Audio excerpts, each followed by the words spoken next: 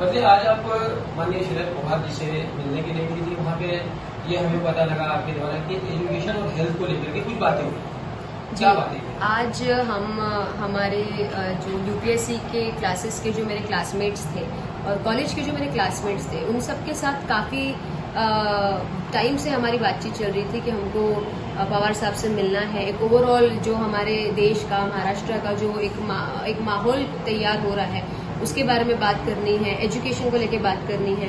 तो हम सोच के तो गए थे कि हम को एटलीस्ट 15 मिनट 10-15 मिनट भी मिल जाए तो हम एक मोटा मोटा बात कर लें। But luckily he is a legend age people से हमको पूरा 1 घंटा उनसे बात करने का मौका मिला और हमने 1-1.5 घंटा उनसे आराम से बैठकर एजुकेशन, हेल्थ केयर, जो भी डेवलपमेंट है, वुमेन एम्पावरमेंट, ये सारी चीज़ों के बारे में हमने उनसे बहुत बात की, एकदम जम के बात की कि कैसे इम्प्लीमेंट किया जा सकता है। कि अभी तक के हम अगर स्टेम एजुकेशन के बारे में भी सोचे, साइंस टेक्नोलॉजी ये सब के बारे में भी, हम बड़ी एजुकेशन के बारे में भी सोचे, तो पर अभी तक की बेसिक एजुकेशन भी फुलफिल नहीं हो पा रही है। बच्चों की लोग ड्रॉप आउट हो रहे हैं, गर्ल्स ड्रॉप आउट हो रहे हैं, women security, safety, health care के म्यूनिसिपल हॉस्पिटल्स को कैसे मैनेज होना चाहिए, क्यों कैसा फेलियर हो रहा है। तो जब हमने बात की तो हमने तो अपने पक्ष रखे, बट हम गए थे कि हमको कुछ मार्गदर्शन मिले पवार सर से, क्योंकि वो एक, आप समझो, एक 83-85 ईयर्स की एक इंसान जिसने पूरी लाइफ संघर्ष किए, हर चीज के लिए फाइट की, हर चीज के लिए डट के अपना पॉइंट ऑफ व्यू रखा, जिन्होंने वुमेन की 50% रिजर्वेशन लाने की पहल उन्होंने करी।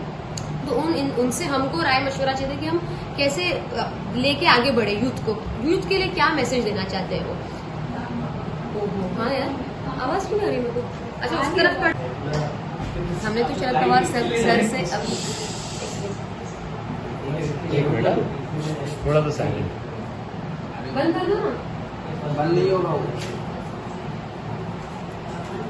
बोल दो ना, 5 मिनट साइलेंट रहने। उनको नहीं, बोलो ना पहले, एक 2 2-5 मिनट के लिए तू थोड़ा, 2 मिनट के लिए। फिर 2 मिनट। यस। हमने एज ए यूथ अपनी तो बात रखी, पर हमको उनसे सबसे जो एक महत्वपूर्ण बात जानने को मिली, सीखने को मिली, उन्होंने एक बात बोली कि डेवलपमेंट तो अभी डेवलपमेंट तो ठीक है, नीड ऑफ द आवर है ही, बट अभी जो सबसे ज्यादा जरूरी है और जो सबसे बड़ा मुद्दा है वो जो है वो कम्युनलिज्म है। कि जैसे जात पात पे और रिलीजन पे एक दूसरे से नफरत करना, झगड़े करना, ये जो इतना डीप रूटेड हमारे देश में फैल चुका है कि इस पे अगर काम नहीं किया गया तो हम लोग जितना पीछे आए हैं, ऑलरेडी हम लोग पीछे आ गए हैं और पीछे चले जाएंगे। तो जहाँ से शुरू किया था वहीं से वापस से शुरू करना पड़ेगा। मैडम, जिस तरीके से मुसलमान को टारगेट बनाया जा रहा है हिंदुस्तान में, तो उसको लेकर आपने उनसे कुछ बातचीत की? जी, उसी बारे में कि इस्लामोफोबिया, अभी हम माइनॉरिटीज में आ रहे, तो माइनॉरिटीज को लेकर भी हमारी बहुत बात हुई उनसे। And he is a secular leader, उनकी आइडियोलॉजी ही उनकी पहचान है। तो उन्होंने ये कहा कि यूथ, अभी हमारी generation is the last generation, क्योंकि हमारे सिलेबस में हम लोग पास आउट 2014 से पहले पास आउट है हम लोग 10th, तो उस टाइम पे एनसीईआरटी की सिलेबस कुछ बदला नहीं गया था। तो हमने जो पढ़ा लिखा, हमने एकता और सेक्युलरिज्म और ये सब उस टाइम पे उतना हाइप पे नहीं था। इट ऑल केम आफ्टर 2015-16 ये सारी चीजें आना ज्यादा चालू हुई। तो हमारी बात की जो जनरेशन है वो अभी, जैसे एक हमारे कलीग है जो हमारी टीम में जो यूपीएससी पुणे से ही कर रहे हैं, वो बताते हैं कि वहाँ पे कैसे ओपनली इंस्टीट्यूशंस में लोगों को इस्लामोफोबिया के बारे में सिखाया जाता है, लोग कितना ओपनली हेट को वहाँ पर फैला रहे हैं। तो ये सारी चीजों के बारे में आती है कि यूथ, अगर जो हमारी जनरेशन के लोग हैं, अगर बाहर आके अमन की बात नहीं करेंगे, अगर पीस और सेक्युलरिज्म नहीं फैलाया गया, तो डेवलपमेंट तो छोड़ ही दो। फिर डेवलपमेंट तो छोड़ दो, अगर आप सेफ और सिक्योर ही नहीं फील करते हो अपनी कंट्री में एक दूसरे के साथ, तो डेवलपमेंट कहाँ से होगा? ये सारी चीज़ों को लेकर हमारी उनसे बहुत देर तक बात हुई, बहुत कुछ हमको उनसे सीखने के लिए मिला।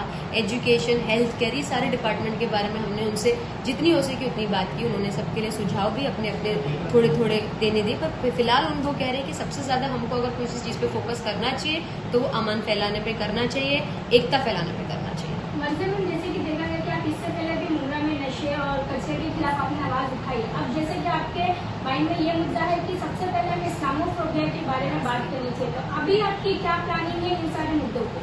हम लोग देखिए, जब भी हम स्टेट की रक्षा करेंगे तो ऑटोमेटिकली हमारे साथ स्टेट की जितनी भी सिटी आती है वो सुरक्षित हो जाएगी। तो अभी हम शरद पवार जी से बात कर रहे हैं, तो हम ये सारी बातें की। उसके अंदर ऑटोमेटिकली हमने साथ साथ में ड्रग्स, हॉस्पिटल, एजुकेशन, ये सारी चीजें इन जनरल, सिर्फ अभी आप मुमरा में ही नहीं है ना, पूरे इंडिया में काफी सारी जगहों पे ड्रग्स है, तो हमने इन जनरल ड्रग्स पे बात की है, इन जनरल हमने एजुकेशन पे बात की, इन जनरल हेल्थ केयर पे बात की है।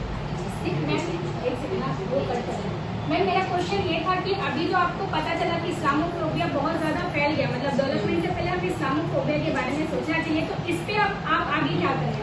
नॉट जस्ट इस्लामोफोबिया, एक अमन फैलाना चाहिए, सिर्फ इस्लामोफोबिया को लेकर नहीं, कास्ट को लेकर भी, जो कास्ट एंड क्रीड को लेकर भेदभाव होता है, एक रिलीजन भेदभाव होता है, कास्ट एंड क्रीड को लेकर भेदभाव होता है, माइनॉरिटीज को बहुत तरीकों के भेदभाव को फेस करना पड़ता है। Not just Islamophobia but caste and creed diversion also, तो उस पर काम करना जरूरी है। तो हम कोशिश करेंगे अभी कि यूथ को जोड़कर इस पे काम किया जाए। किस तरीके के काम करेंगे?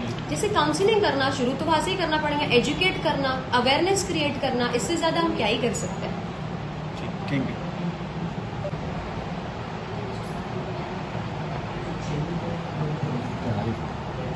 मर्जिया मैडम, जिस तरीके से आप बता रहे शरद पवार साहब से आपकी मुलाकात हुई, तो आप किसके साथ गए थे? हम काफ़ी टाइम से जितेंद्र अवार्ड सर हैं, उनसे इस चीज़ के टच में थे कि सर हमको एज यूथ सबको मिलना है, तो अवार्ड अंकल ने हमको फ़ौरन ही बिना देर किए हमको सबको फ़ौरन उन्होंने मीटिंग एक अरेंज करवा के दी, और हमको काफ़ी टाइम बैठकर वहाँ पर उनके साथ डिस्कशन करने के लिए। कहीं ना कहीं और सबका इसमें सही हो। Yes yes yes of course.